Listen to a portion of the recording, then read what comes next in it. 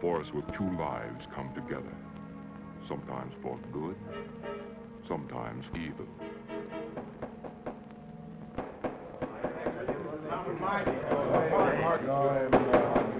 I say, Williams, is out of line out there. I'm definitely against it. Seems to forget we have our stockholders to answer to. Phone Mrs. Williams, Stella. Tell her to be ready in about an hour, and I'll pick her up. Yes, sir. You phone San Rafael and see if those papers are on the way over from the executive. Yes, Will.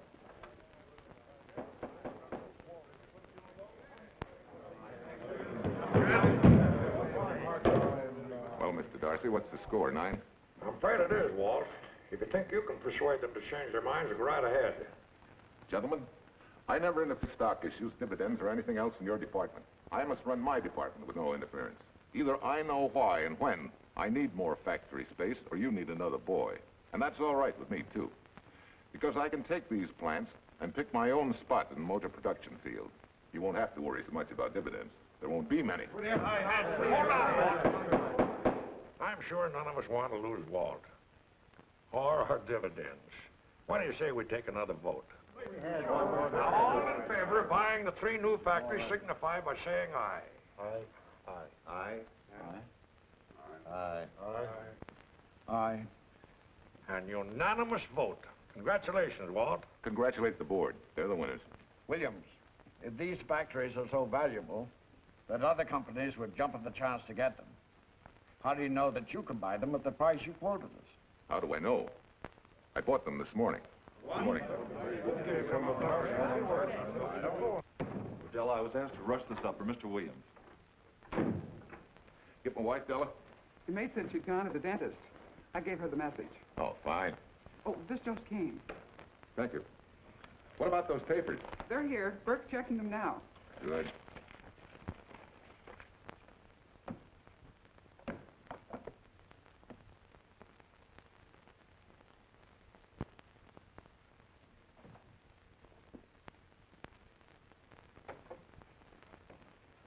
Congratulations, Walt. Take a look at Clause 4. Those provisions haven't been clarified yet. Oh, no? I wanted to leave for Tahoe right away. Get Judge Deering on the phone, will you? Never mind. I can get faster action if I run out to San Rafael myself and stick with them till they're right. Yeah? Mrs. Williams on 3. Oh, put the blueprints of that new diesel in, will you? I want Jackson to see him. Hi, Duchess. I'm afraid now we won't be able to leave till about 5 o'clock. What? You're not going with me? But I counted on it. But I thought as soon as Dr. Harris took care of whatever it was, I'd feel better. I don't. Stupid thing still aches, and I certainly wouldn't be a very desirable driving companion. No, seriously, darling, you run along and buy your little factories and hurry home. I'll send you back to the office. And cheat me out of my goodbye kiss? Not a chance. I've got to drive over to San Rafael. I'll stop on the way. Love me? Bye, dear.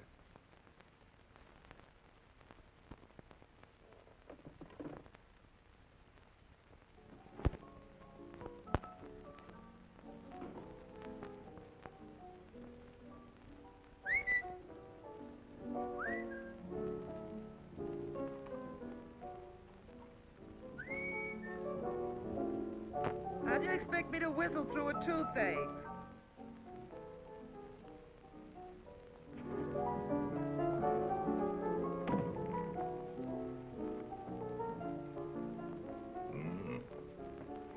Nothing in the whole world smells as sweet as you do, Duchess. Certainly don't feel sweet. I'm as grouchy as an old bear. Well, old Doc Williams can give you something to fix that. Close your eyes. Relax a minute. Take a look at that, see if you don't feel better. Oh, Walt. Oh, darling, it's beautiful.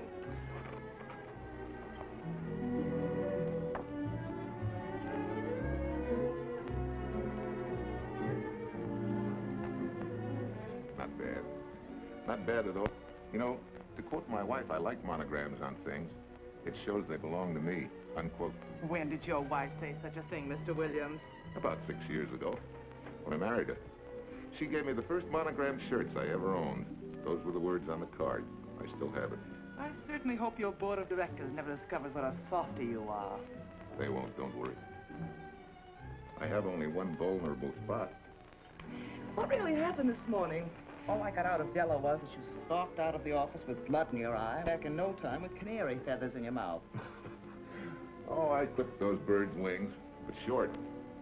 No one's gonna vote me down, sweet. Not when I know I'm right. Mm-hmm.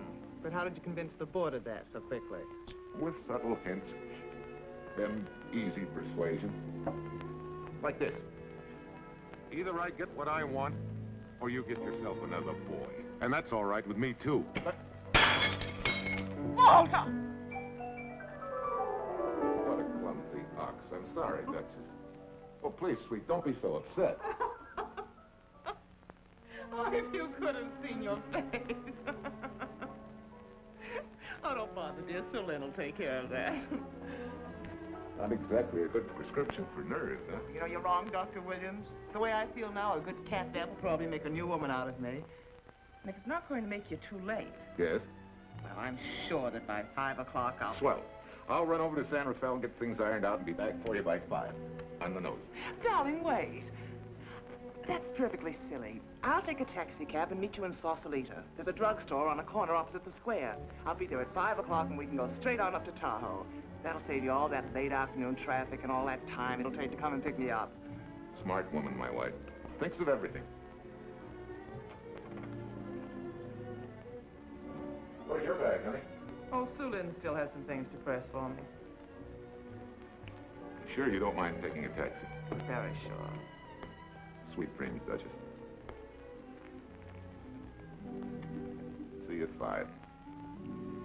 I better get going. Bye, honey.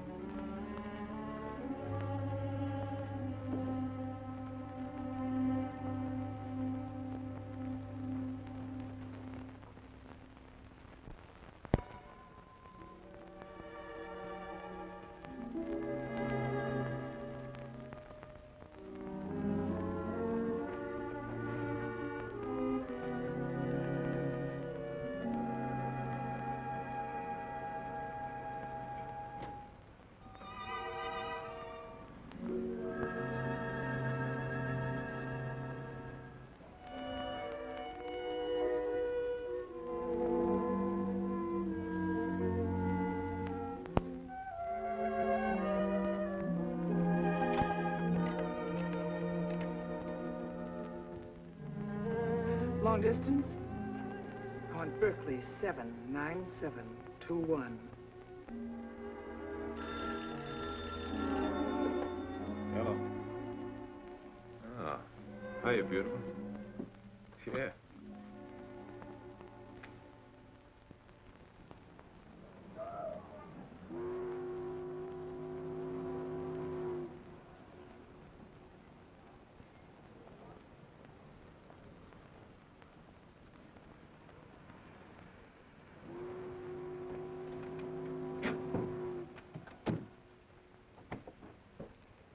Here. Don't forget, turn this stuff over to a bellboy at the airport hotel in Oakland. Tell him to hold it for Jack Burns. Jack Burns, the airport hotel. That's right, I'll be checking in later.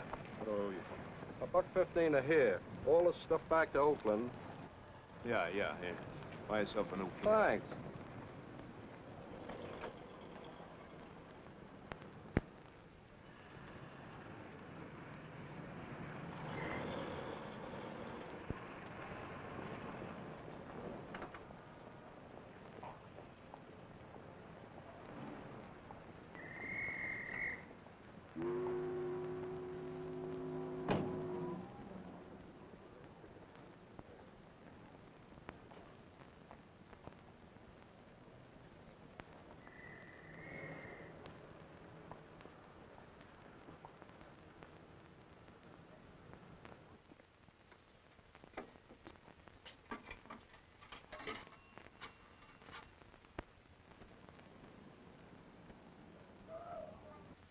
Hey, where's that new woman who was going to meet me? It's after 5 o'clock. Oh, gee, I was so sure you were going to be okay. Maybe you better get yourself another dentist, huh? Of course I understand, honey, of course. Just to prove it to you, I'm coming right on home. No, You really mustn't, darling. I'm going to be perfectly all right, really. And besides... Besides what? Well, I've done something you're not going to like. You remember Aunt Margaret back in Illinois? You mean the old gal in Evanston? I'm way ahead of you. How much? Well, it isn't money this time. It's another relative. Her favorite nephew, Jim Torrance. All of a sudden, right out of the blue, just after you left, he telephoned me from Berkeley. Okay, Judge, I'll see him when I get back. Well, you don't understand, dear. You're going to see him right away. What? Well, all he seemed to want was to be able to get back to Illinois, so I... So you buy him a ticket. That's easy. Well, it isn't. I offered to, but he got huffy and said he didn't want any handouts, and... Well, without thinking, I told him we'd pick him up and give him a lift as far as Denver. I won't say I'm good for you, but where do I find this guy? Well, he should be there right now. I told him to be on the lookout for a cream-colored roadster, just in case we fail to recognize one another after all these years. Oh, darling, you're such a lamb. Are you sure you forgive me? What do you think? Well, I'd better run along, or Cousin Jim might get nervous. Take it easy, sweet, and miss me, will you? I do already. Don't drive fast. And please take care of yourself. Softy. Bye.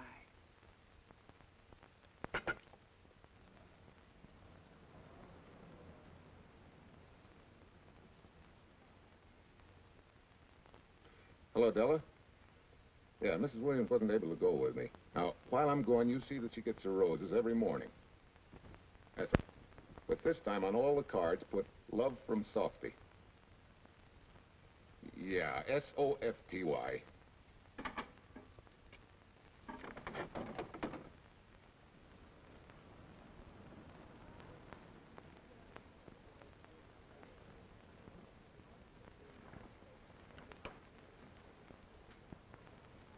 Hello. You must be Jim Torrance. Yeah, that's me. I'm Walt Williams. Hiya, Jim. Hi. Where's Irene? Oh, she's a little under the weather at the last minute. Worse luck. Oh, that's too bad. I was hoping I'd see her. Yeah, I'm disappointed, too.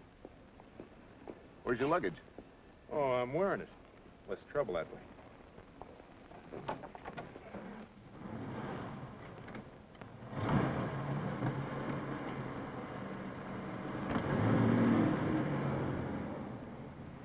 Irene tells me you're heading for Illinois. Yeah. Going been a little rough, huh? Haven't exactly been worried about my income tax. What's your line, Jim? Oh, guess I'm a better salesman than anything else. You know, I can give you a couple letters when you get back to Chicago. It might help you. It's fine. Little in with the top brass never hurts. What outfit were you with? Patton's Third Army. How was it? Rough. Except for the time in Italy. I kind of liked it there. Patton's outfit never got to Italy. Of course. But most civilians never know or care, and I figured you didn't either. Well, I fooled you that time.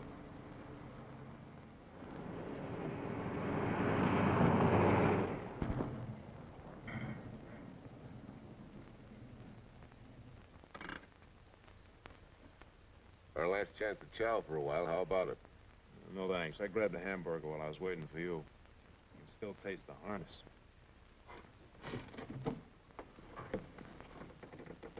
Sure you won't change your mind? No, I'm gonna grab a little shut-eye.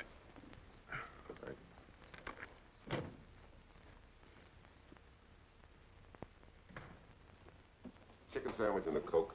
One chicken sandwich. Chicken sandwich coming up.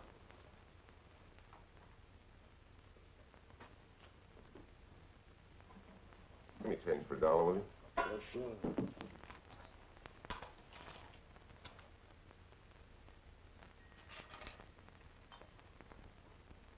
Thanks.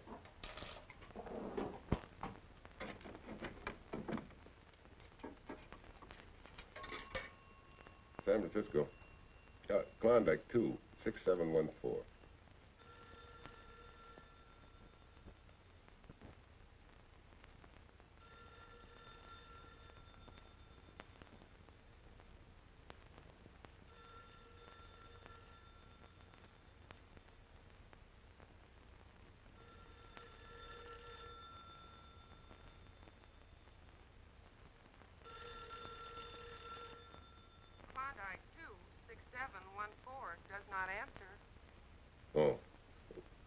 We'll try Sutter 1, 2599, please.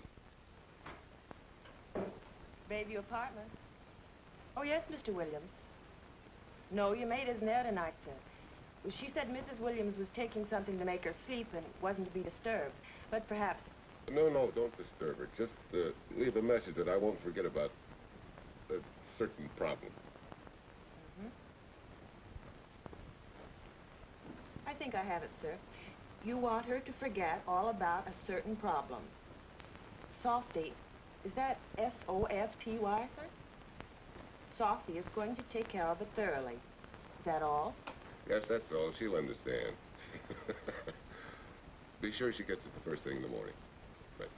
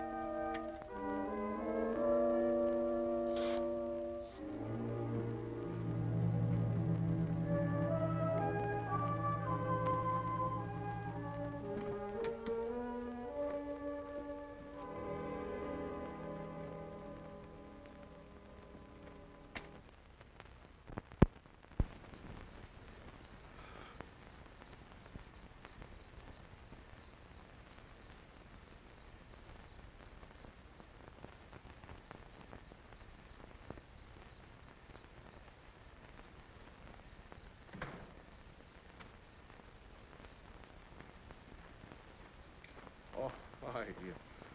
It's been so long since I've been behind the wheel of anything but a Caterpillar or a Jeep. I had to find out what a real buggy feels like. Why don't you drive for a while? Oh, swell. Nothing would suit me better.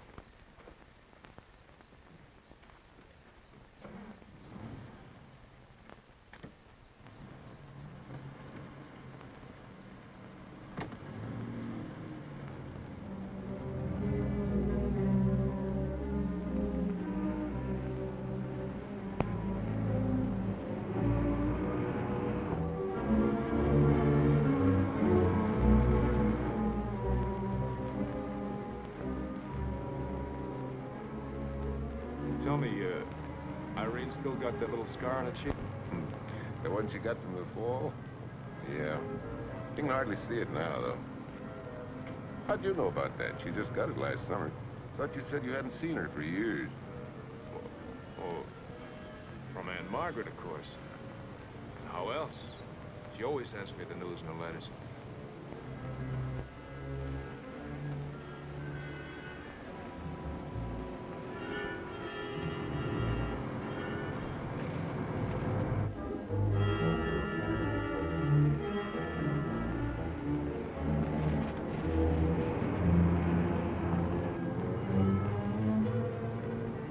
Aunt Margaret will be pretty happy to see you. Irene says you're the favorite nephew.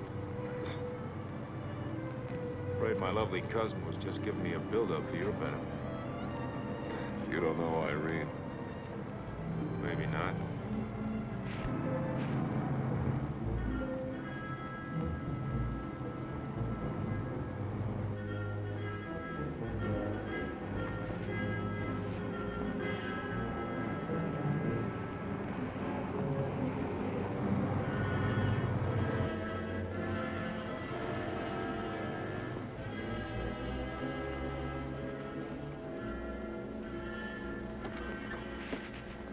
What's the matter?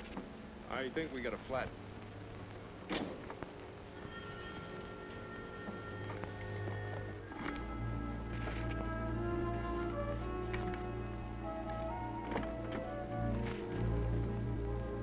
Yeah, flat as a flounder. Oh. Well, let's get to work. Hey. Look out there, young fella. It's quite a drop.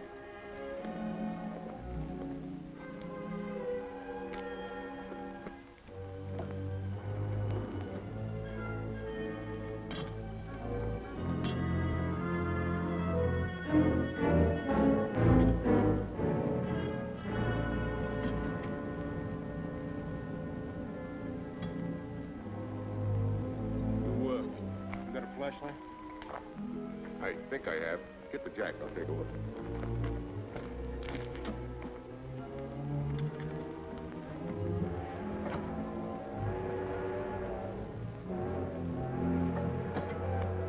Did you find it? Yeah. Yeah, it won't be long now.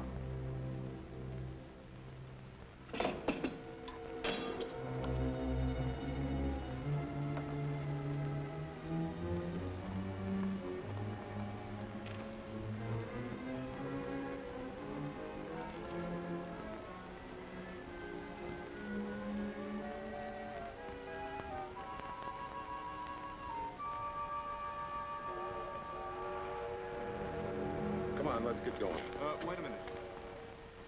Did one of your cufflinks fall off? Huh?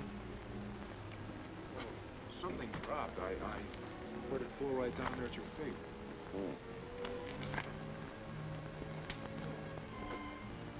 He must have rolled under the car.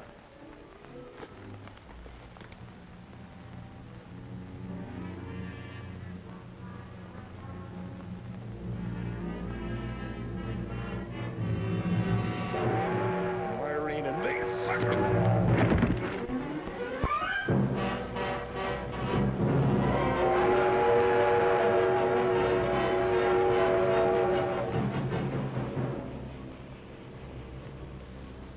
Hello?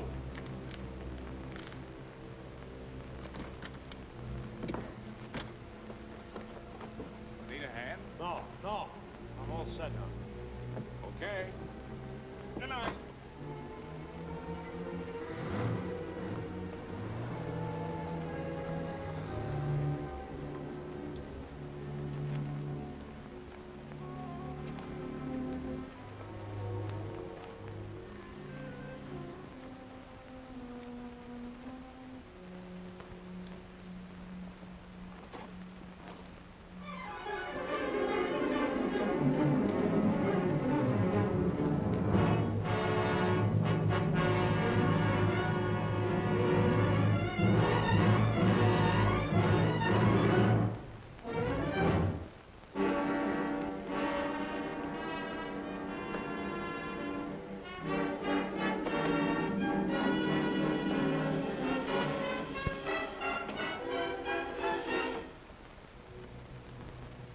Keys.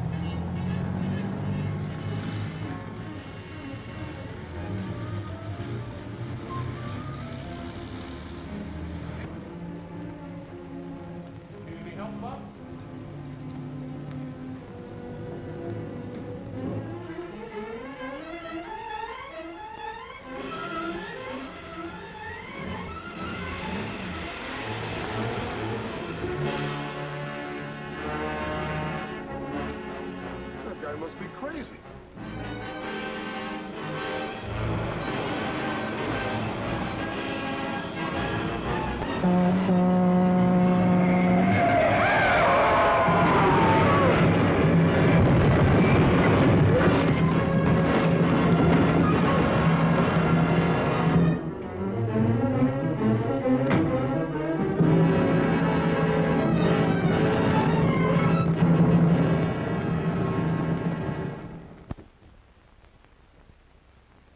Now, in case my husband should be late and have to rush for his plane, this will be taken care of. Thank you.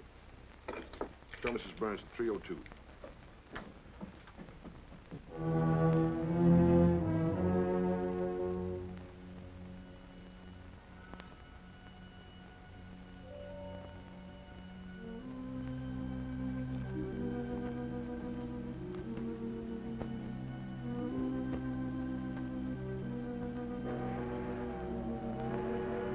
Irene,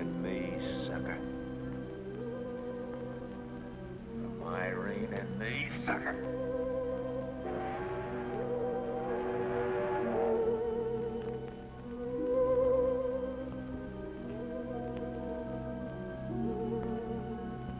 Take care of yourself. Softy. Softy.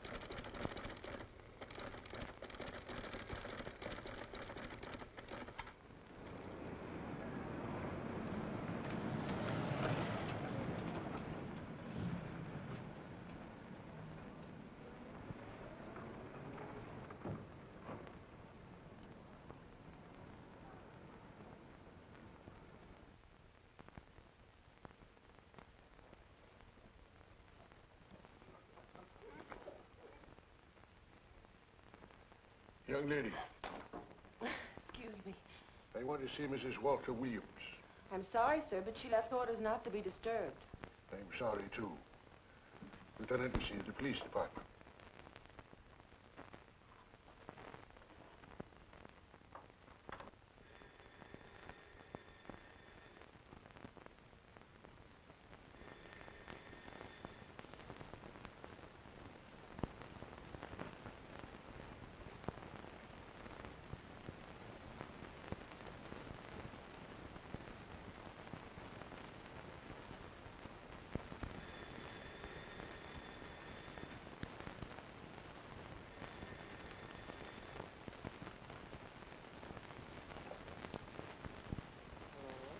I thought I left orders not to be disturbed. See. Ask her to come up.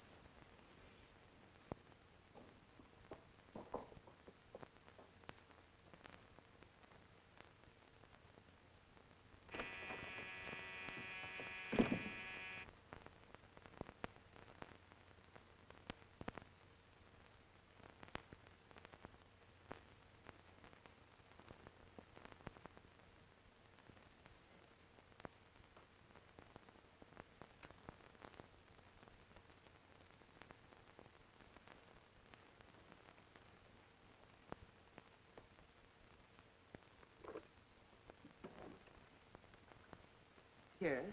I'm Lieutenant Quincy with the police department. I'm sorry to disturb you at this hour, but... may I come in? Of course.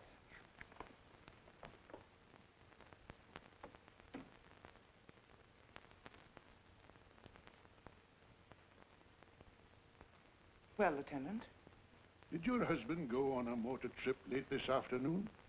Why, yes, he went to Denver on business. Why? Was he driving a packet roadster? Yes. Is anything wrong? I'm afraid there is. Won't you sit down? Has something happened to my husband? Yes, Mrs. Williams. He's dead, isn't he? Yes. Oh, Walt, I knew something like this would happen. I begged him time and again not to pick up hitchhikers. But it wasn't a hitchhiker, Mrs. Williams. It was just an accident. He ran into a truck, a gasoline truck. You mean there was fire? He must have been driving pretty fast. I don't think he felt anything after the crash.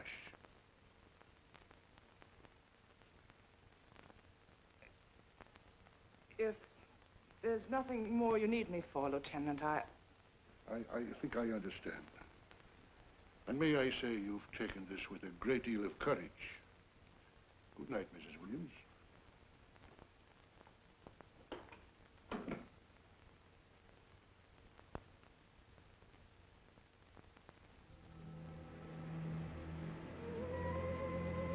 Take care of yourself.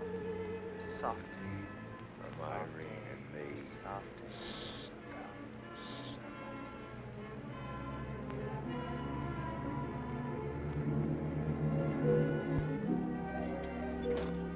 Ready? Yeah. That Williams must have been quite a guy. Yeah, he went to work for Universal Motors as a sheet metal worker. Mm-hmm. Less than 10 years, he's their top production man. Well, he sure went out in a blaze of glory. Yeah. Let's go.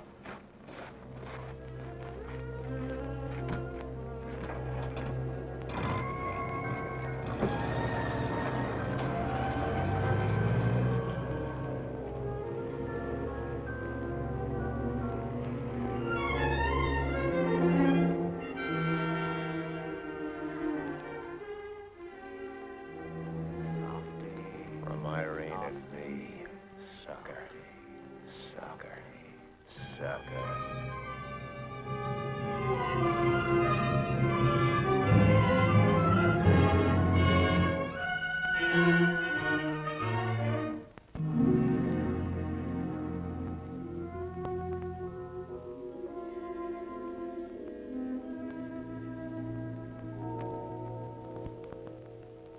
Well, could Mr. Burns have taken a later plane and still make connections for Mexico City? I see. Thank you. Yes? It is some telegrams for Tai Tai. Just put them under the door, Sulin.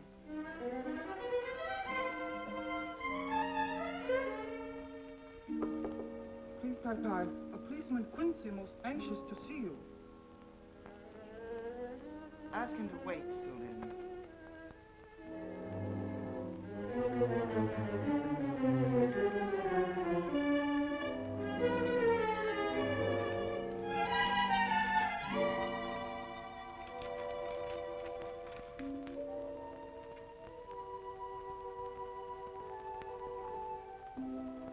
Mrs. Williams will see you presently. Will wait, please.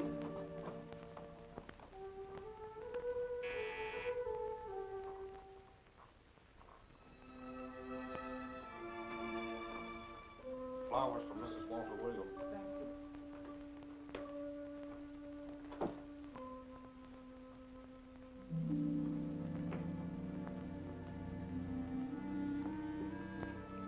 Roses like Mr. Williams always sending when he's away.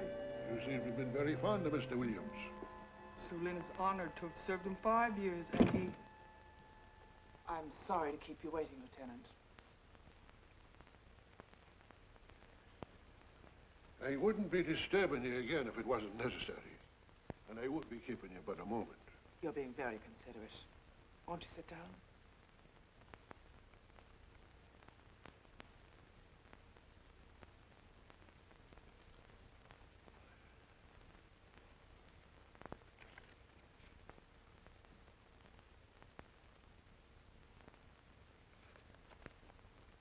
Everyone's been most thoughtful. And why shouldn't they be? Forgive me. I'm all right now. What was it, Lieutenant? The state police would like to have some information. They found some wavy skid marks for quite a distance on the road, as if the car had been out of control when it crashed.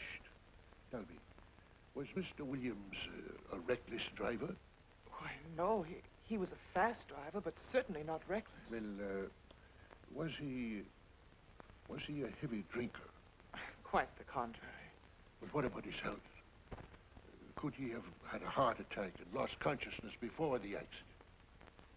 Why, no, he was in perfect health, but he'd been working much too hard lately and was overtired.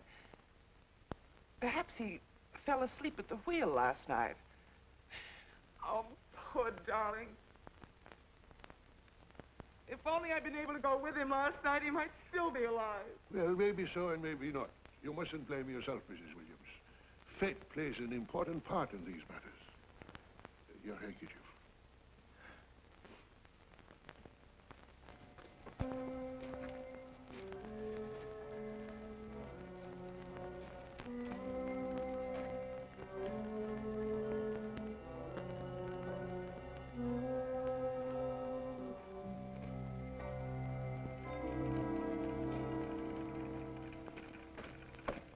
When's the next train to San Francisco? 10 a.m. tomorrow. You sure there isn't one sooner? Oh, I'm sorry.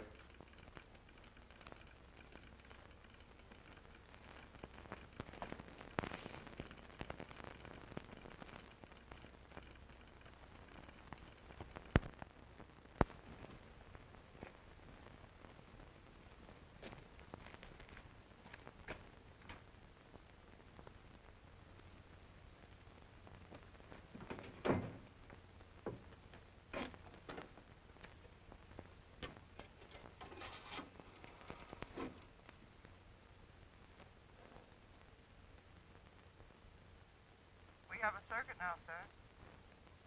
Evanston. Calling Mrs. Margaret Hubbard's residence in Evanston. One moment, please.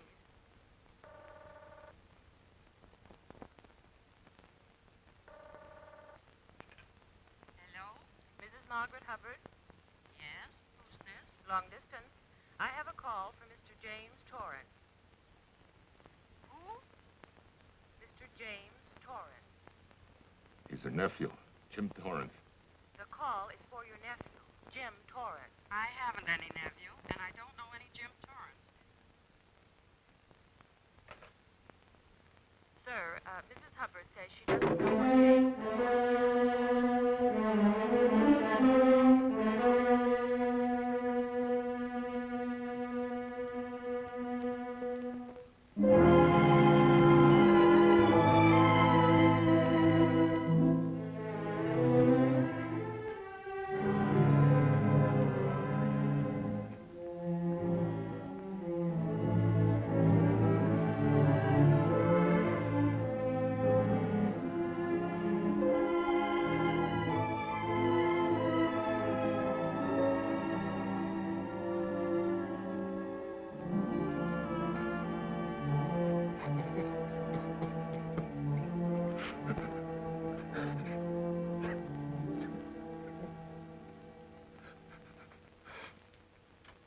What's the matter, son?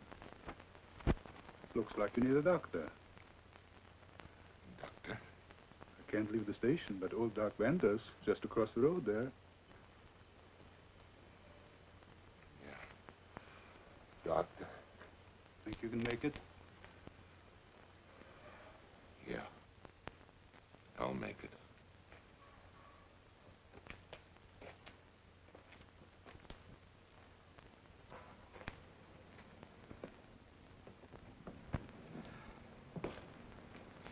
Now, take it easy, man. There's some concussion there. You've got to watch your step for a while. Yeah.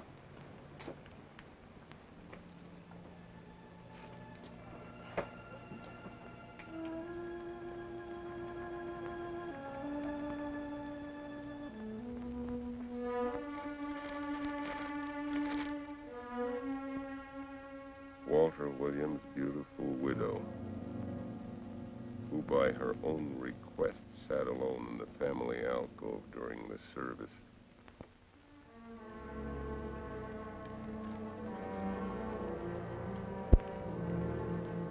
Smart. Someone might have caught her licking her chops.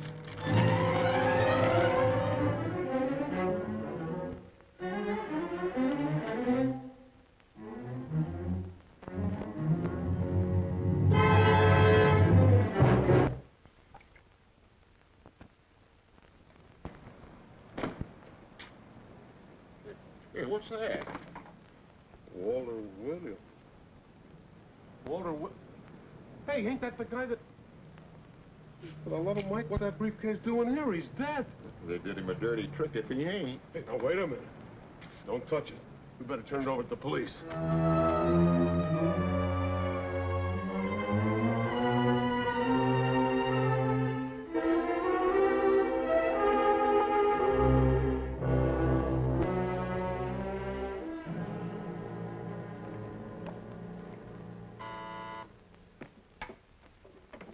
Homicide, Captain Callahan. Oh, yes, Chief. The Duke just came in from Washington. The fingerprints are those of a James Torrance. Yeah, I'm putting Quincy on it. Right. This sort of opens up a new can of peas on the Williams accident. There's the FBI reporting the guy. Playing with the lady's affection seems to come natural with him. All you got to do, Quincy, is find him. Yes, that's all I got to do. Last known whereabouts of Jim Torrance was in a moving van somewhere between Sacramento and Points East. Yeah, wait a minute. Last known address, care of his sister, Mrs. Joseph Rossetti. Irving Apartments, Berkeley.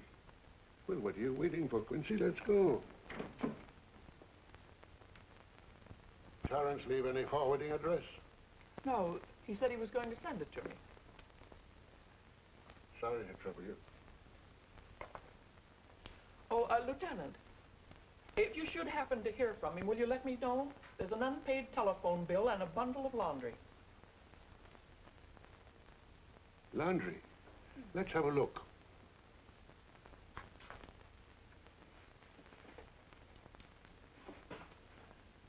I may have to take this along with me. Not without a receipt, you don't. You mean you don't trust the police? In my business, you don't trust anybody. Mine, too. Holy St. Valentine's Day. Look, he had the same thing on his shirts, too.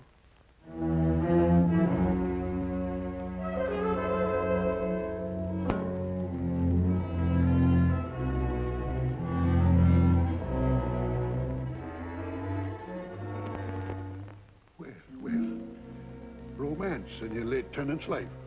Did you ever see the lady? You know, I never did. But I always knew when she'd been here, the wonderful perfume.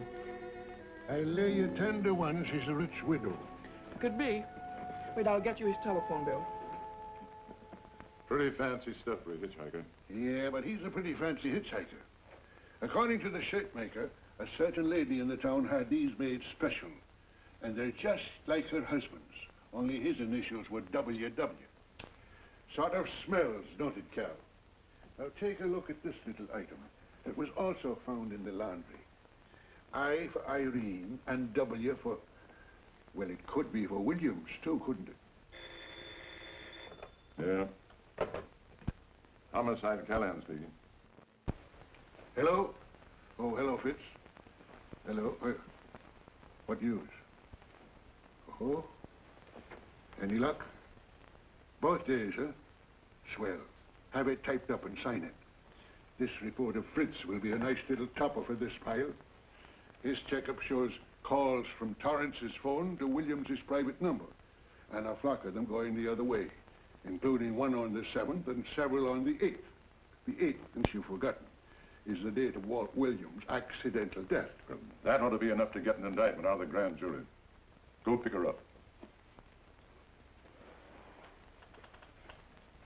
I'd like to play a long shot first. It might give us 2 for 1. Well, take them one at a time. A bird in the hand is not going to lead us to its mate. I'd like to give the lady a little more rope. Well, Thanks. I thought you'd agree.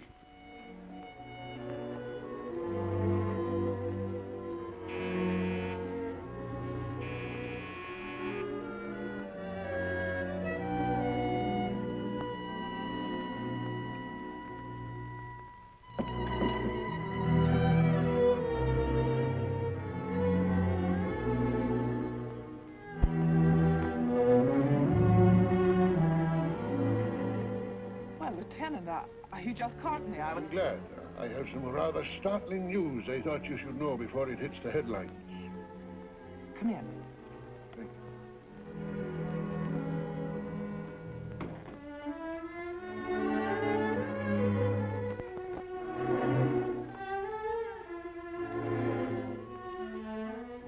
Sit down, won't you, Lieutenant? Thank you. I'm very anxious to hear about news. It seems that your first hunch, remember, that a hitchhiker was responsible for your husband's death? Well, Mrs. Williams, you may have been right. Why, I don't understand. Your husband's briefcase turned up in Kansas City yesterday in a moving van that had stopped at the scene of the accident that night. Apparently, the murderer made his getaway in it. That explains the wavy skid marks that made us suspect your husband was ill or unconscious at the time of the crash. Yes, I suppose it does. And by now, the man is probably out of the country and never will be found. Don't you worry, Mrs. Williams. There were fingerprints on that briefcase. And as soon as we get the FBI report from Washington, his identity will be known and his description sent out on police broadcast. Oh, we'll find him all right. But just now we're keeping things quiet so the murderer will feel safe until we are ready to close in on him. Yes, I can see the wisdom of that.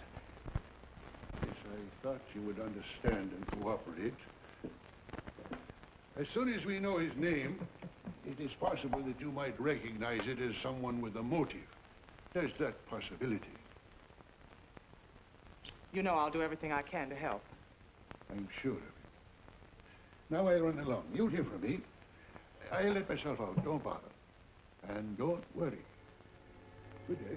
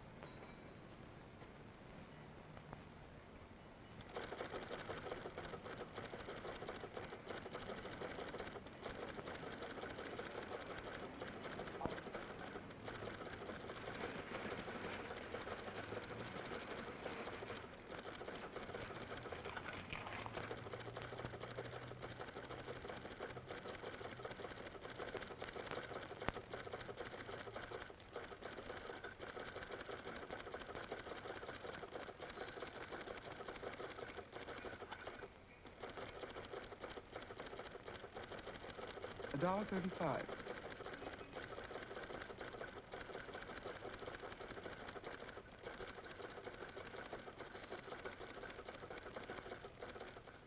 See, everything after the letter J in the first name has been obliterated by heavy writing over it. The only impress letters legible are those between words or before them, like RNS at the end of this name here, and the Hotel Santa here before the word Evanston. Well, Tom, don't you think it's about time you retired? Why, there isn't even evidence there of Mrs. Williams' intent to communicate with Torrance. And who do you think she beat a path to the telegraph office to wire to?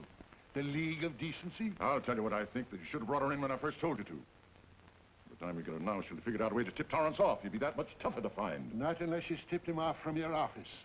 Ernie's got her on ice waiting for you.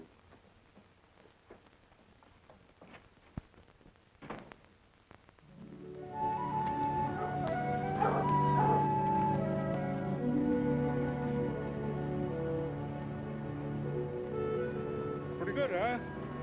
Fastest growing little town in Idaho.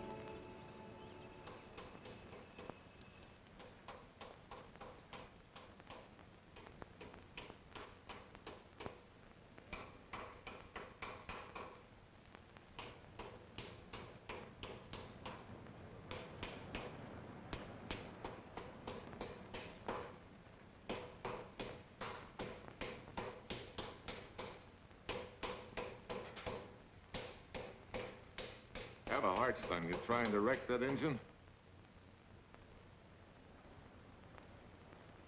Oh. Sure. It's a hobby of mine. The way you're going at it, you can't miss.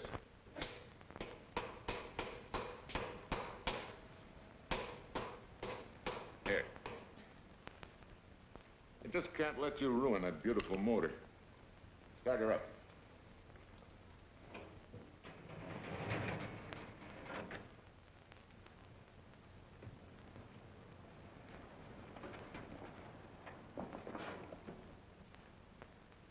Okay, start her up.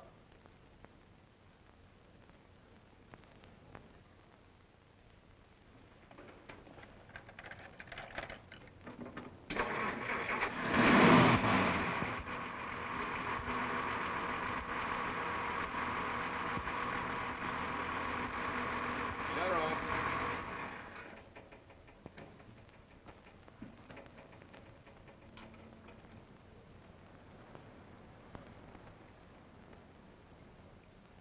You're certainly not a mechanic by trade.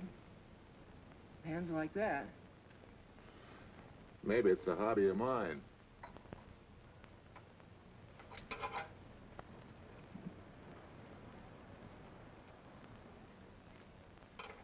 Gee, what happened to your head? Perhaps I was talking when I should have been listening. Okay? Okay by me. A lot, Hill. So long, Marcia. Bye. He's all right now. You better lay off though till the boss gets back. I'm the boss. I guess the new cars are a little bit over my head. Now, with a jalopy, it's different. Aren't there any mechanics around here you can hire? No, they all went over to the new factory in Mansville. I guess they got better wages. Tough break. Yeah. How much do I owe you? Oh, forget it. Well, I'll be shoving along. Well, at least have a cook in the house. You might as well. Marcia, can I use your phone a minute, please? Sure, help yourself, Uncle Ben. Never range but what it pours. 650, please. Flat tire this morning. Now the danged engine stalled on me. Nice and cold. Wilson's garage? No, I did not give you the wrong number. Fine thing using my phone to cheat me out of repair bills. Aren't you ashamed? Gave me the wrong number. 650, please. You're a nice girl, Marcia Peters, and your ma's a fine woman. And I'll always buy my gas and oil here. But you ain't never gonna tinker with my car again. Busy?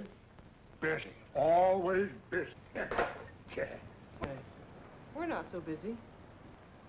Would you like to do another good deed and give Uncle Ben a hand? Why not? Where is your car, mister? Maybe I can help you. Why, are you a good mechanic? Very good. And very reasonable. Well, just what you need, girl. Better hire him. It's an idea, Uncle Ben. Come on. Thanks for the Coke. Sure.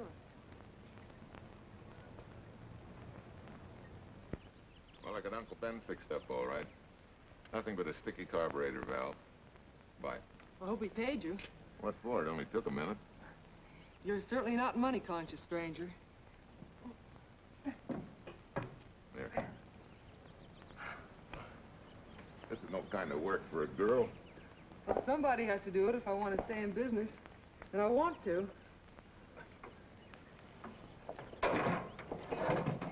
Must be some business that you're better suited for. Couldn't you lease this place to somebody? Sure. I did while my husband was overseas. But when he was killed in Okinawa, well, we'd made a lot of plans for the future here. And I had a hunch he'd like it if I took over and tried to make a go of it. Takes more than a hunch to do that. I got along famously. Business had been fine until lately when the help got short. Could be again. I had a good mechanic. Yeah. You sure need one, all right. Well, for Pete's sake, say yes or no. Do you want the job or don't you? You mean you'd hire me without knowing anything about me? You can repair automobiles. What else do I need to know? except your name. Well? Why not? Sure. I'll try it for a while till you get someone permanent. The name's Bill Walker. Okay, Bill, it's a deal. And maybe if business gets real good, you'll want to stay. Well, don't count on it. Where does this go, on the rack? Yeah.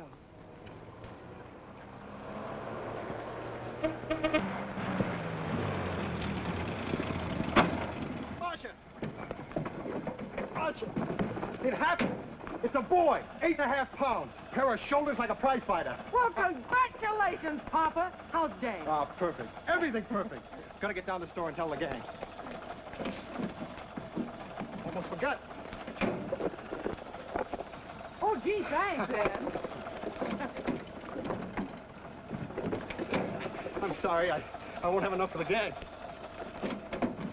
Yippee!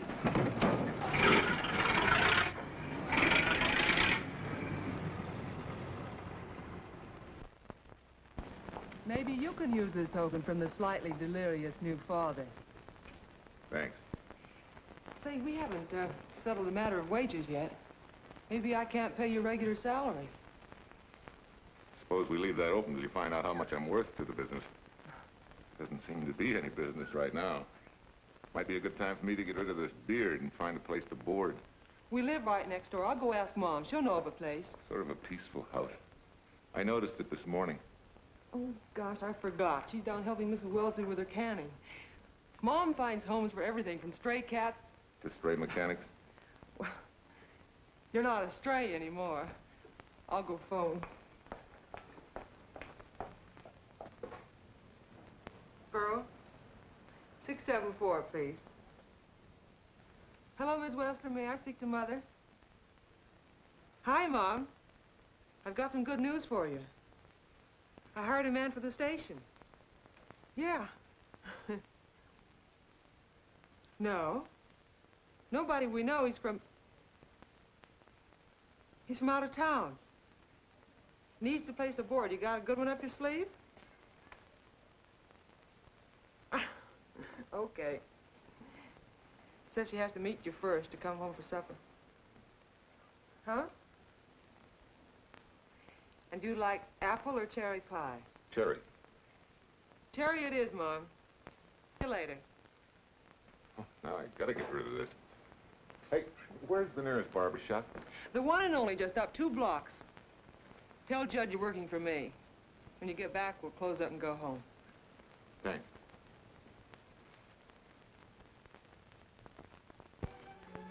Oh, that's real nice. You must have had a good bringing up, young man. Thank you for the young man. We thank thee, O Lord, for thy bounty, and ask thy blessing on this food, and on the new friend who shares it with us. I hope you're good and hungry, Mr. Walker. Who wouldn't be? And Marcia, she eats like a sparrow, with all the hard work she does, too. May I have your plate, please? Well, she can start taking it easy now. Boss, the help. Thank you. She never takes anything easy. Has to put her whole heart and soul into everything she does. Well, now that you're through with me, Mom, how about Bill? Have you thought of a place for him to stay? Well, why can't he stay right here? We have a spare bedroom going to waste. And I think you like my cooking. Like it? That's very kind of you, Mrs. King, but it seems an imposition. Imposition? Nothing. That's good business. I can get back what I pay you in board and room. Well, Marcia, what a thing to say. If you'd like to stay, we'd like to have you. We have some more vegetables. Mrs. King, you have a boarder. May I have a biscuit, please? Oh, excuse me.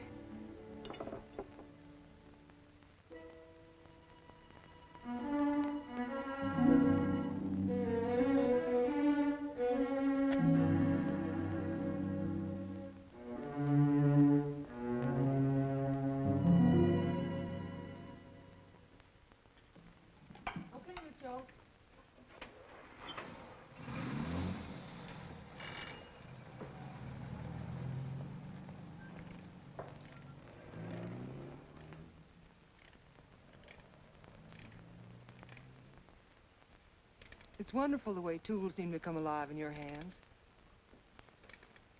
You seem to sort of come alive, too. As though you got real pleasure out of working with them. I do. When you're doing a job with them, you can't think of anything else. Bill, if something's bothering you, why don't you get rid of it? What would you prescribe, doctor? Amputation. For that stupid chip on your shoulder.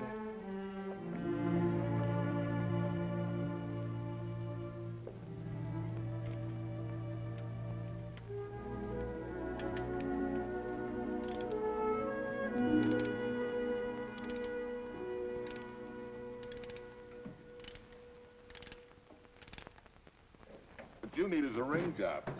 Save yourself some money. Gee, Bill, with the baby and everything, I just can't afford it now. Oh, we'll take care of that. Hey, boss. How's Ed's credit? Good enough for a ring job? Well, sure, if I can hold Junior as collateral. Oh, not a chance, fella. Never mind her. I'll do it on my own time. Oh, thanks, Bill. Maybe we'll see you tonight, huh?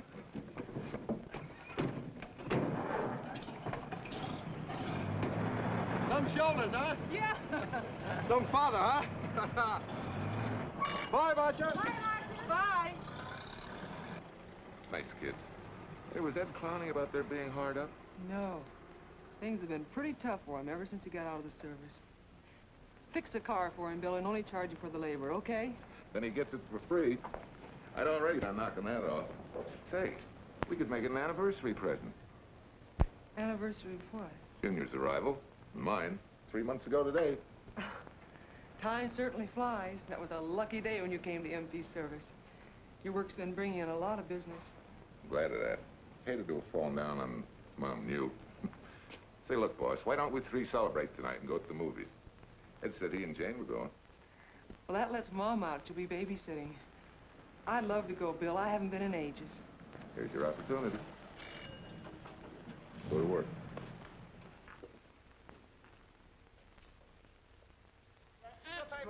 Irene Williams, helping murder. Read all Extra, extra. This is Sheila Graham with the latest news of the shocking Williams murder case. While beautiful Irene Williams is held for trial, charged with conspiring to kill her late husband, the police are searching for James Torrance, believed to be the lover of Mrs. Williams and her partner in the horrible murder of Walter Williams.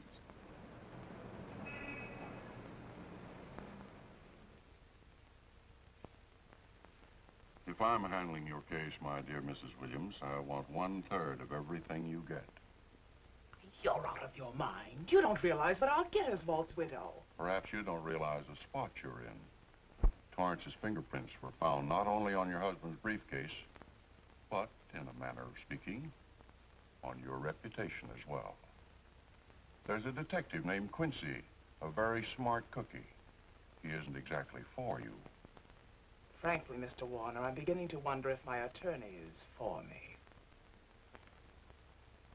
Underestimating the enemy's ammunition would scarcely be wise. Now, if we can get to trial before Torrance is found, he'll never get a conviction. But... What? If he shows up, we may have to fry him. Oh, no. Let's not cross that bridge until we have to. But if it comes to a choice, we're not going to burn, are we?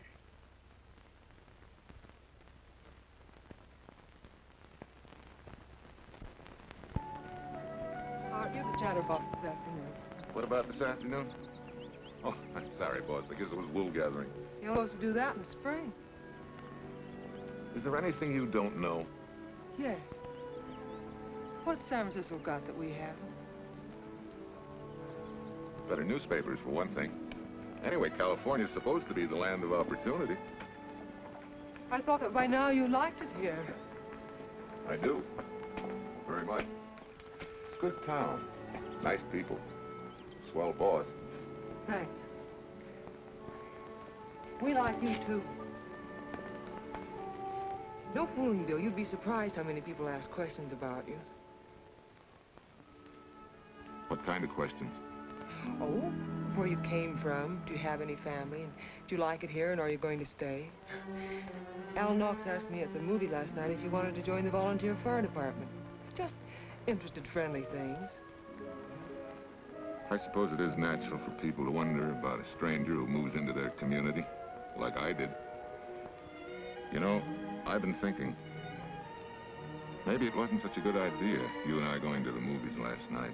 It's all right being seen in the station and here with Mom, but... You get used to that in a town this size. They're always trying to marry people off. You just ignore it, and after a while they forget about it.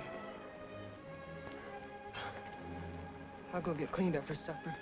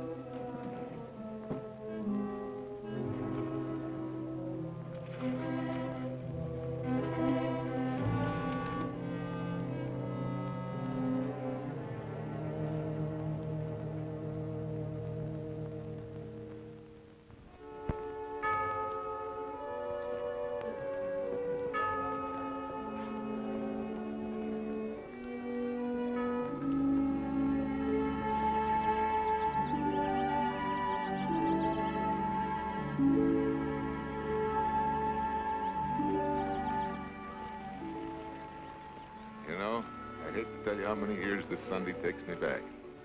Did you always fall asleep during the sermon? I wasn't asleep, Mrs. Peters. I merely closed my eyes to concentrate. Oh, so that's what you call it. I had to nudge you to stop you from nodding. Quiet. You're disturbing my reminiscent mood. Even smells the same. Could be the same bees buzzing in the same clover.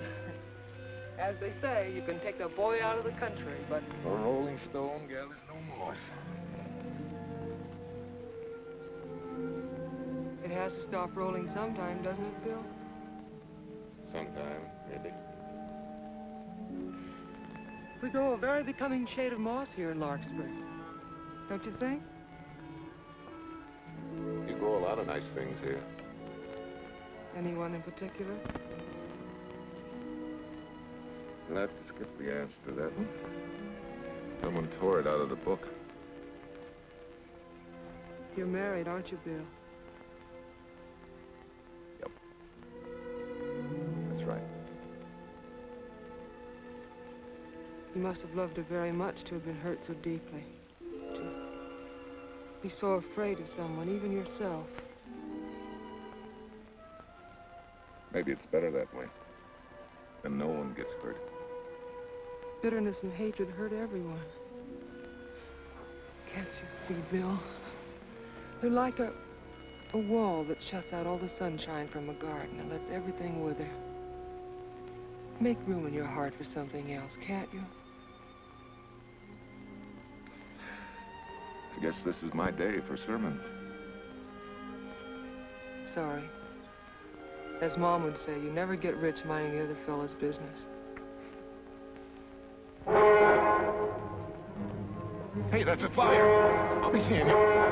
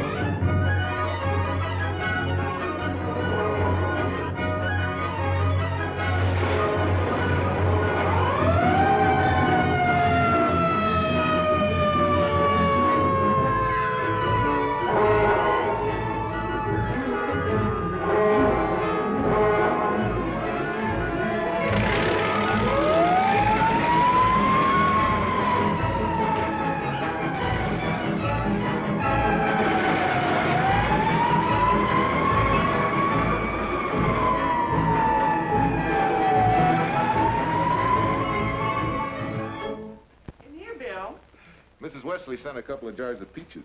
Said you helped her can them. Oh, thank you.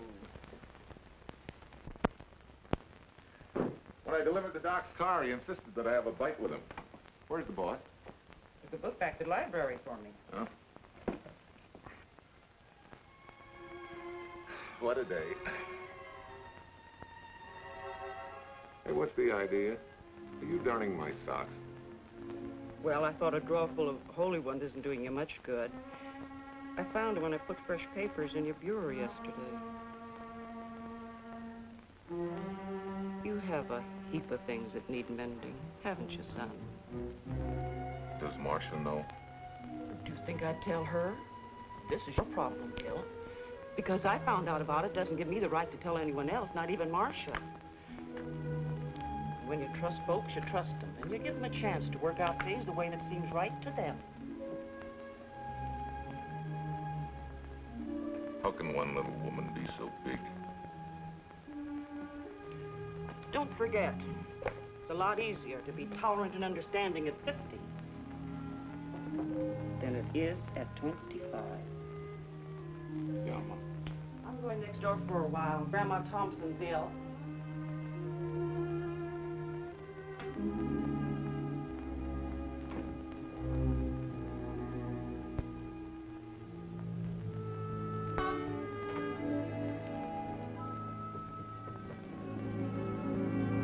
Bill, are you home?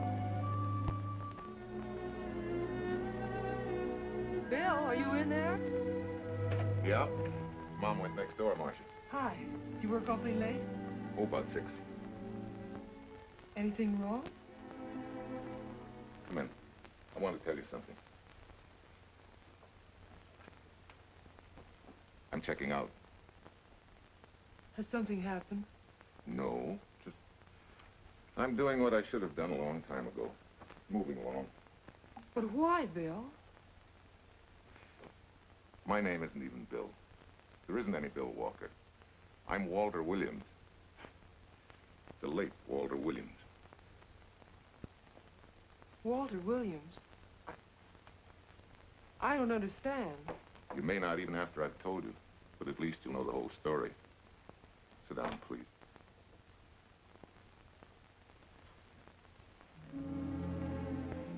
Finally, Larkspur. And you. From there on, you know. I'm glad you're going back to make things right. Going back? Wild horses couldn't drag me back. What are you going to do about your wife? Nothing. You're going to let her go to trial for murder? Oh, no, Bill. Why not? She tried to kill me, she and her cousin. But they didn't. Who says they didn't? Let them try and prove it.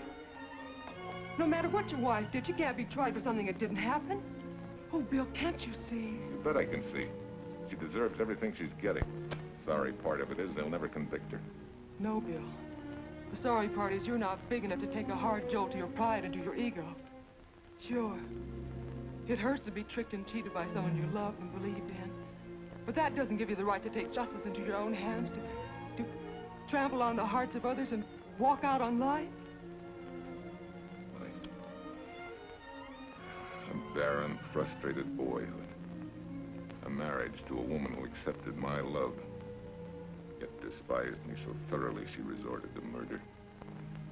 I'll never think of our moments together without nausea.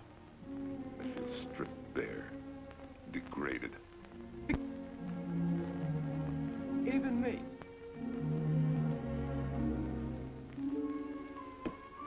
Oh, Bill, please. Don't destroy the one chance we have for happiness. We haven't got a chance. Doing the right thing never works out. I know. In this world, you turn the other cheek and you get hit with a lug wrench. Forgive me, boss. Try and forgive me.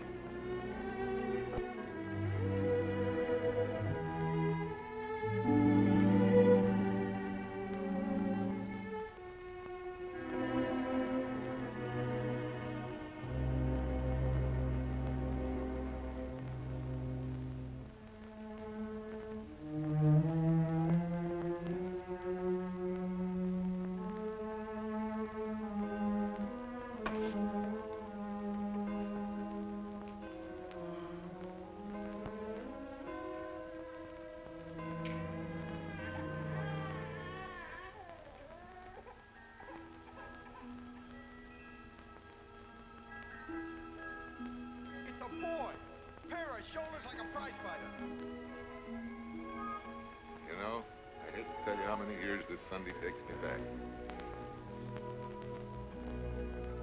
You have a heap of things that need mending, haven't you, son?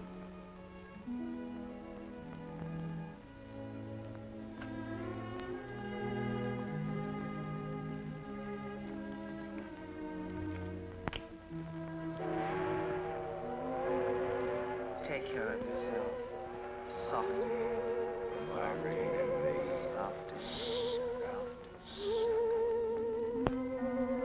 You're not big enough to take a hard jolt to your pride and to your ego. Sure. It hurts to be tricked and cheated by someone you loved and believed in. But that doesn't give you the right to take justice into your own hands. Trample on the hearts of others and walk out on life. Oh, Bill, please. Don't destroy the one chance we have for happiness.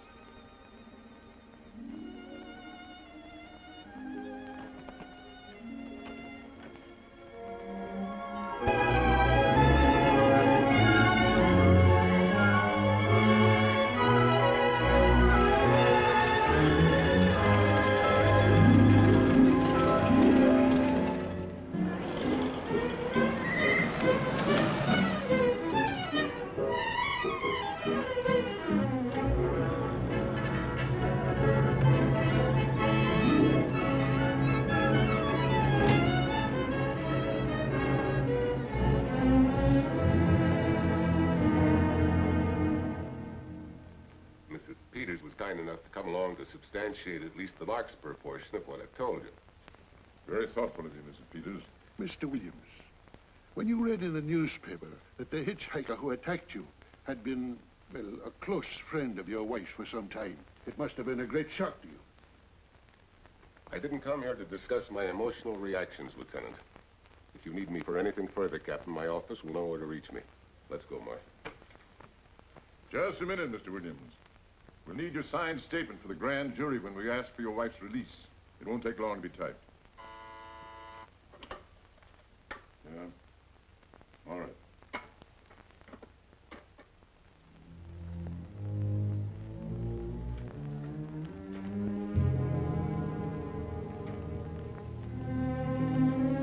Come in.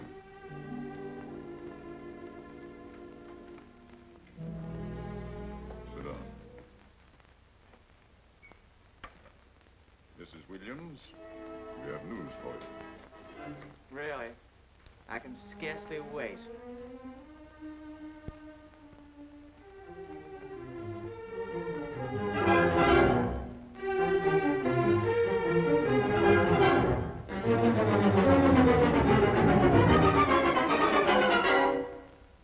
Seems it was Torrance who was in the car when it crashed. Jim?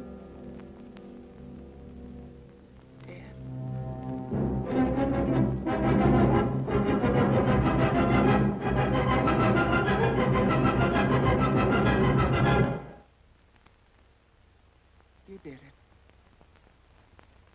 You killed him. No.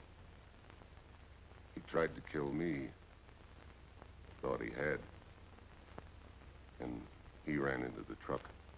It was an accident. An accident? You wait all these months to tell this story. You let me rot in this filthy jail. Wait a minute. You let everybody believe you're dead. Pretty convenient, wasn't it? A dead man can't be tried for murder. Mr. Williams, perhaps your wife would understand better if you would explain to her about the amnesia. Amnesia? Oh, don't tell me you believe he had amnesia. Where's he been all this time, just wandering around in a daze? Tells us he's been in Larkspur, a little down in Idaho, working as a mechanic in a service station. Run by Mrs. Peters here.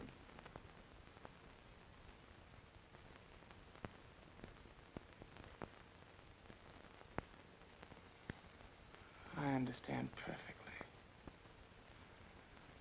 Now that my chance for happiness is dead, I suppose you'll demand the divorce I begged you to give me so that I could marry Jim. That's fantastic. Yes, isn't it? After you telling us that the man you picked up was a perfect stranger. Well, that's not true. The time and place for meeting Jim had all been arranged. I must advise you, there's a law that a wife can't testify against her husband. There's a law against murder, too, but that didn't stop him, and nothing's going to stop me until I'm through. right with me, Captain. Go on. Talk your head off.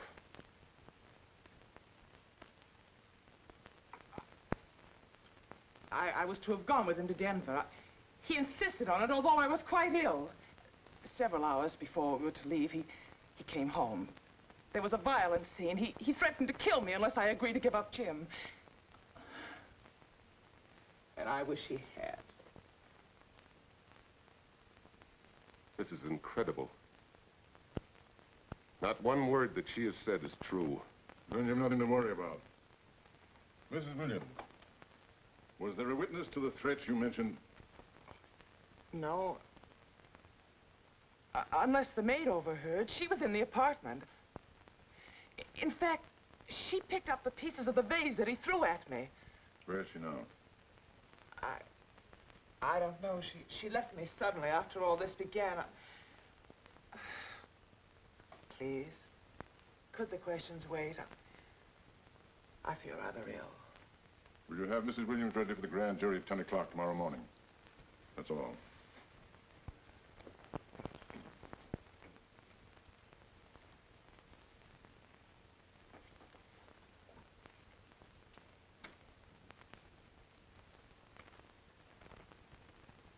We're going to hold you too, Williams. On what charge? Suspicion of murder. But he's not guilty of any of these things. Then it should be easy for him to prove it. Take it down and book him. That fiction of Mrs. Williams must have been very convincing. No, we just couldn't buy that yarn you tried to sell us. Let's go.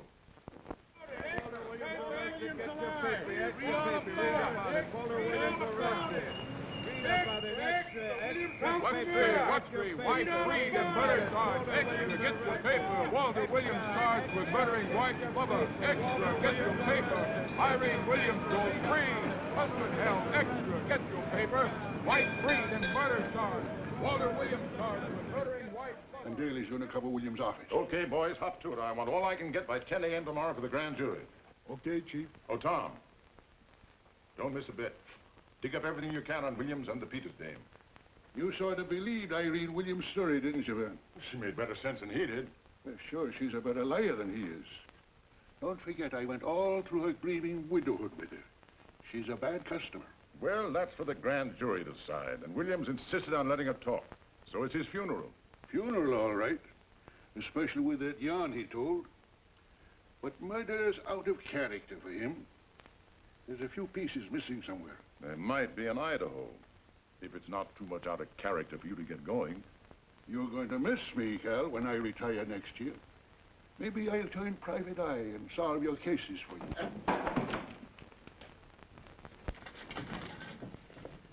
Mr. Williams? Thanks. Got a deal from the bottom here, don't you? Sorry, Williams. Okay, Williams.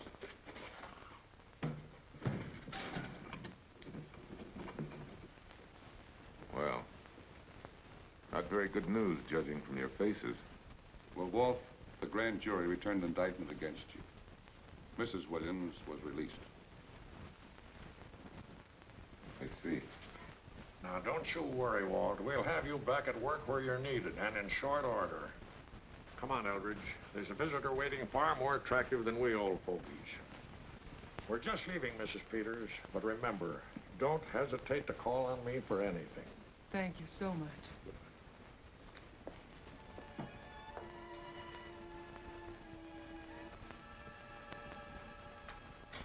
Hi, boss. Bill, what have I done to you? If it weren't for me, you wouldn't be here. If it weren't for you, I wouldn't be. I came back here because I wanted to believe in the things you do. I still do, no matter what happened.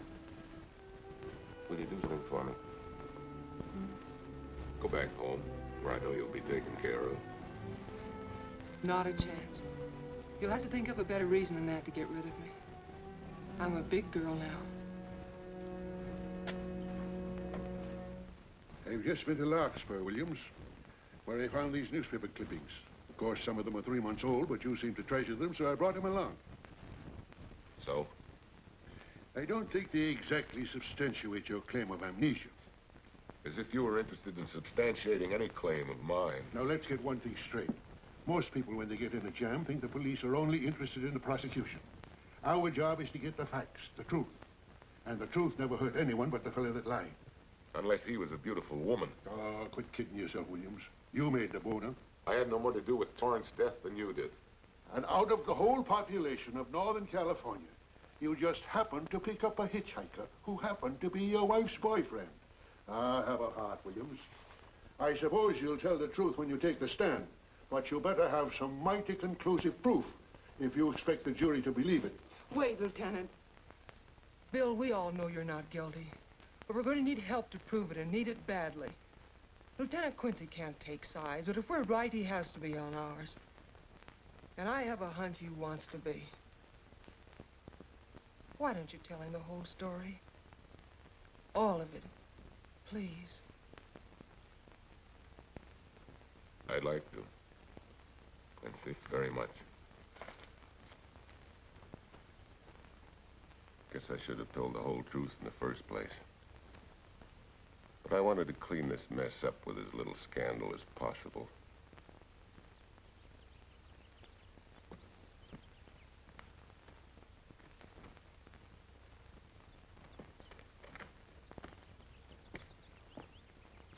Well? No sign of the lug wrench or anything. My dear Mrs. Peters, will you please stop trying to be a detective? How many times do you think the police have combed this spot for any kind of evidence? Now, be a nice girl. Take Mr. Williams' advice. Go back to Locksburg. What time is it? It's only 4 o'clock. We still have time to go back to town and go on our hunt for Sue Lynn. Now, look here, young woman. You've had me on the run since early morn. But, Lieutenant, the maid seems to be our only hope now. We've got to keep looking till we find her, that's all. That's all. Wait. She was naturalized, wasn't she? Suffering chopsticks. Quincy, you dumb flatfoot. This Sue, what's her name, was Chinese born. If her port of entry was San Francisco, there'd still be a file on her, photo and all. Let's go. Back to town. Immigration.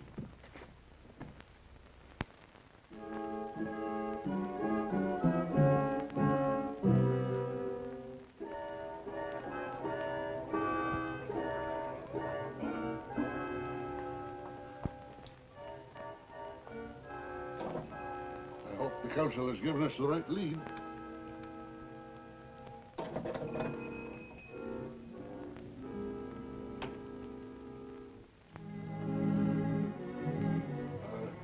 Are you Arsing? Understand? You savvy English? Also French, Italian, and Hebrew.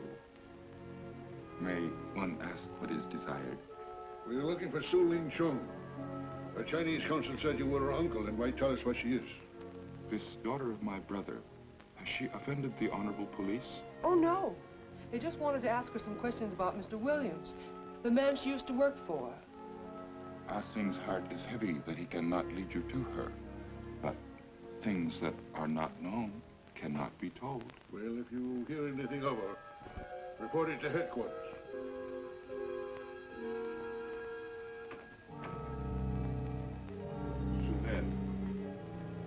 Untruth is not good for soul, and not wisdom when told to policemen.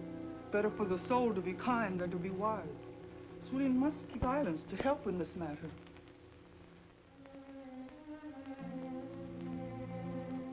You know, you're quite a gal. In case I haven't told you lately. You're just too easily pleased, that's all. There must be a way out. Why can't we find it? Oh, buck up, boys. Tomorrow, another day. Yesterday you go to trial. Bill, I'm afraid.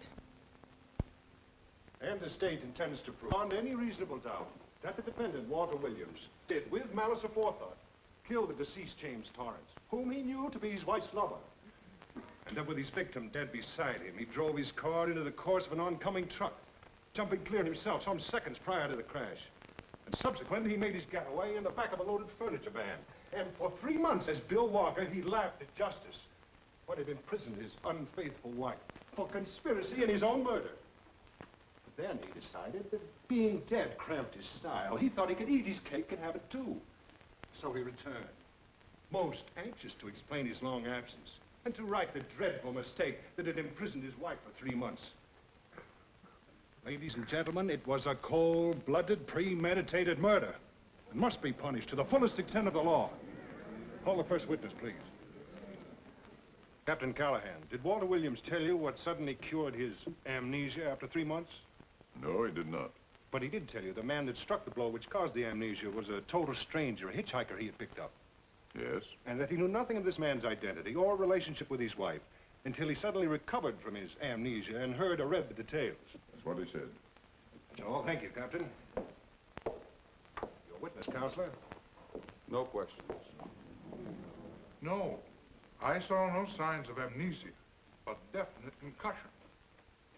He was a bit evasive in answering questions, but not vague or unsure.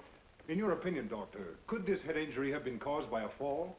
Yes, if the head had struck on some object, such as a stone or a metal pipe.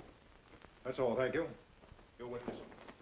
Dr. Bender, are you familiar with a tool known as a lug wrench for changing automobile wheels? I'm afraid I am, sir. I've had a regular epidemic of flat tires lately.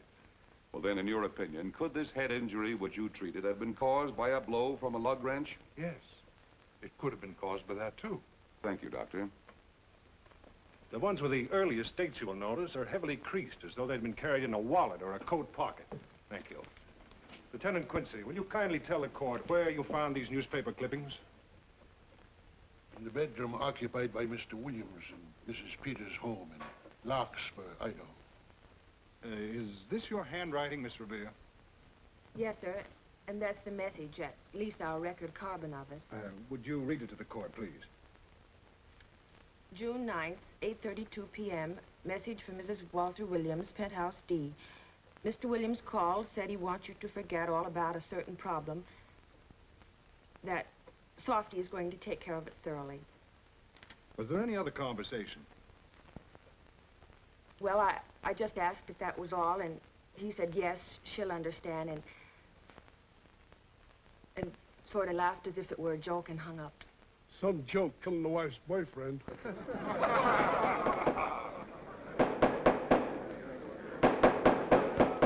of the state versus Walter Williams. All the rounds so far have gone to the prosecution, and it was a grim-faced Williams who was returned to his cell this afternoon. What the score will be after he takes the stand is anybody's guess, but he's going to need some lucky punches to get a decision. And though Torrance struck with intent to kill, after telling you this is from Irene and me, sucker, you still telephoned Illinois to find out if there was a Cousin Jim. You are hard to convince, aren't you, Mr. Williams? Is it so incredible that a man should fight against believing such a thing about his wife? Oh, that is very touching. From a husband who planned a trip on which he intended to destroy his wife and did kill her lover. That's a lie. Your Honor, I object to the conclusions drawn by the prosecutor and move that it be stricken from the records. But, Your Honor, there is a corpus delicti, remember, who was your wife's lover. Objection sustained. There's also her own story, which, in front of witnesses, you insisted she tell. And then we have your own 2 different stories from your own lips. One featuring a perfectly strange hitchhiker, the second an equally strange Cousin Jim, without a questionable substantiation for either bit of fiction.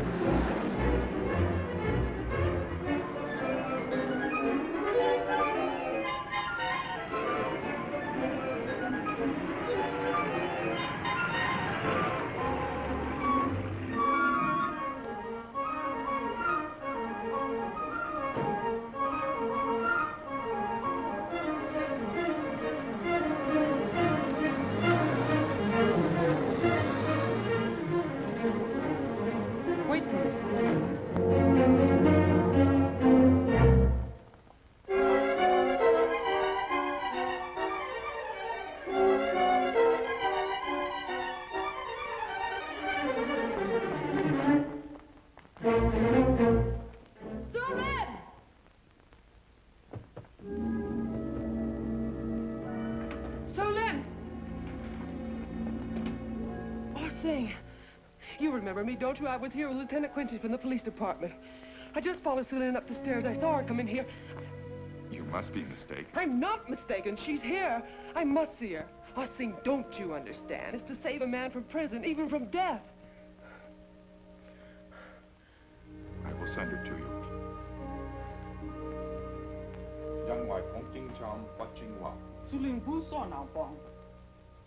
Oh, Sue Lynn, we've been looking for you all these weeks. Mr. Williams needs your help so desperately. I cannot help. You must forget that you found Sue Lynn. Forget it? But you're his only witness. You're the only one that can help. Not as a witness. Only with silence can I repay his great kindness to me and my family in China. Why? For I heard other things.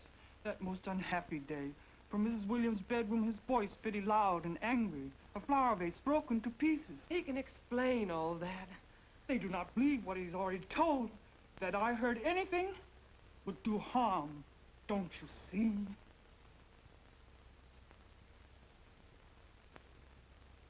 Yes.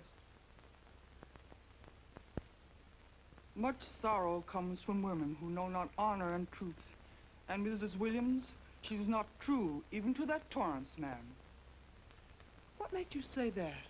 That night when he was killed, her sickness was but wall of falsehood, behind which she could go secretly to a meeting place. You mean she went out that night? Sue Lynn, are you sure? Yes, because next morning in her bedroom I found street shoes that had been worn. Her coat on the closet floor with the sleeves turned inside out as though removed hurriedly. And in one pocket, a door key to some hotel. Sue Lynn, that's it. Proof that she and Torrance had planned to meet that night after he killed Mr. Williams. What hotel was it? Oh, I don't remember. The key. What did you do with it? Returned the coat pocket. Come on. We'll get to Lieutenant Quincy. He'll know what to do. And pray, Sue Lynn, every step of the way.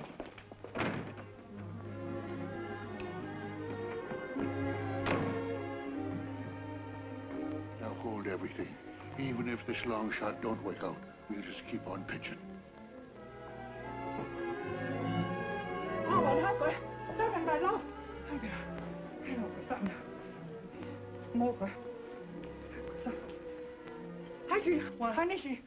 Here it is, yes. Room 302, Airport Hotel, Oakland. Maybe we got our miracle. A special little Chinese one. It is to hope that Sue Lynn was of small help to Mr. Williams. Oh, Sue Lynn. Come on, Copper. Next stop, Oakland. A certain little ladies' hotel rendezvous. I was on night duty then, all right, but I sure don't remember a looker like this. Quite a dish, eh? A little too highly seasoned for my digestion, thanks. Lieutenant, just found a couple of cars for room 302 on June 9th. George Baxter, checked out at noon. Mr. and Mrs. J. Burns.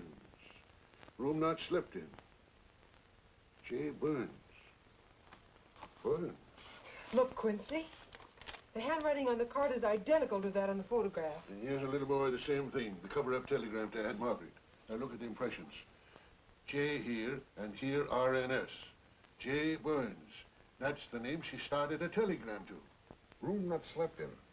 Say, I got that damn peg now, Lieutenant. She said they'd be out of the room by midnight as her husband was catching a plane.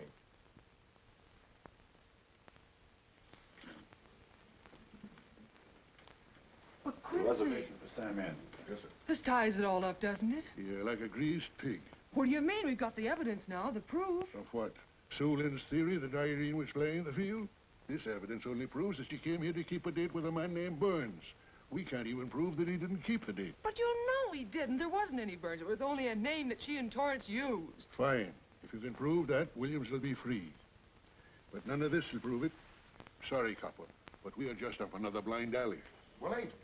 Yes, sir. There's a couple of sample cases from Mr. Sam Andrews. Came up from the station this morning. Take one to Parlor B right away. Sure, thanks, sir.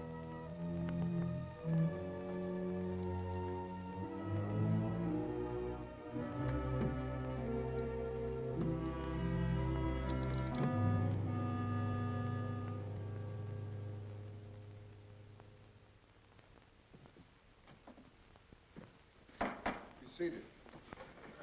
Case of the state versus Walter Williams. Proceed, Mr. Eldridge. Your Honor, we will call Mrs. Irene Williams. Take the stand, Mrs. Williams.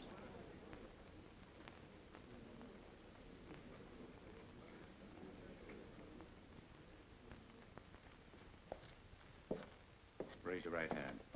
You solemnly swear that the testimony you're about to give in this cause to be the truth, the whole truth, and nothing but the truth, so help you God? I do. Hey, what cooks? The defense calling her? Mr. Eldridge, what's the purpose in calling this witness? Merely for purpose of identifying handwriting. Now, Mrs. Williams, this photograph of you... Was stolen from my apartment. So, according to the inscription, to Walt, my adoring and adored husband, Irene, this belongs to Mr. Williams. This is your handwriting, isn't it? Of course. I'm touched that he should have wanted it so badly. And this telegram, addressed to Mrs. Margaret Hubbard, is that also your handwriting? It is.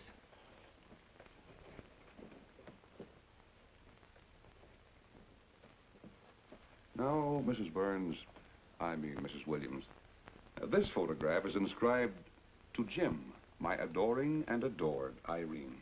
Did you write this too? I see no point in all this. Merely answer counsel's questions. Did you write it? I did. And these letters addressed to Mr. James Torrance, did you write them? Yes.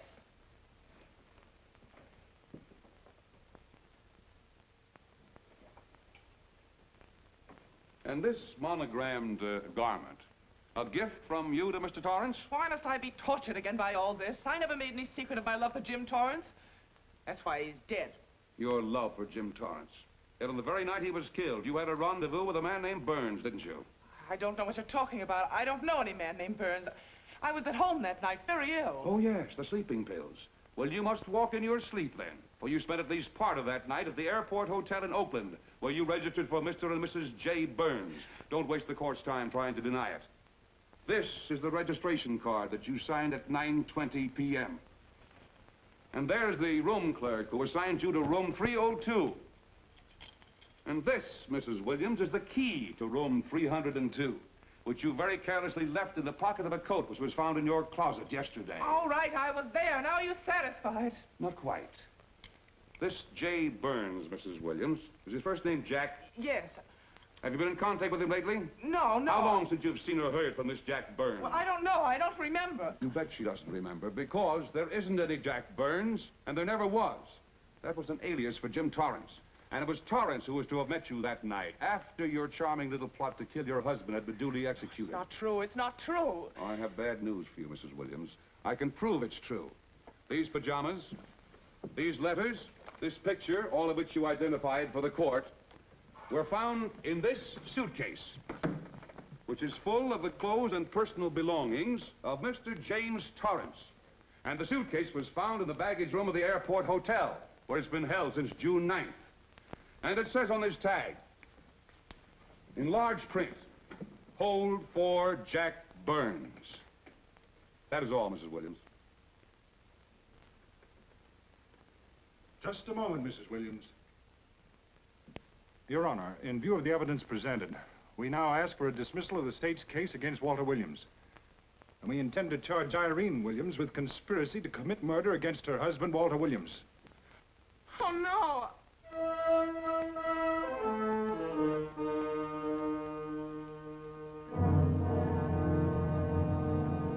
The case against Walter Williams dismissed. Court adjourned until 2 o'clock. Well, that's that, Walt. Congratulations, Mr. Williams. I haven't the words for it, Quincy, but we could never have made it without you. Ah, sure you could.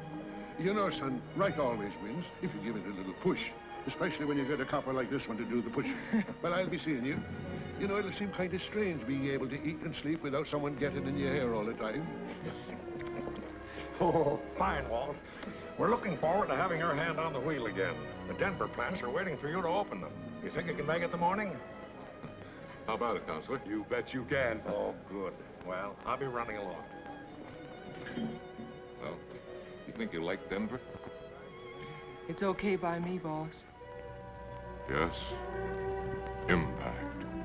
The force with which two lives can come together. Sometimes for evil, sometimes for good.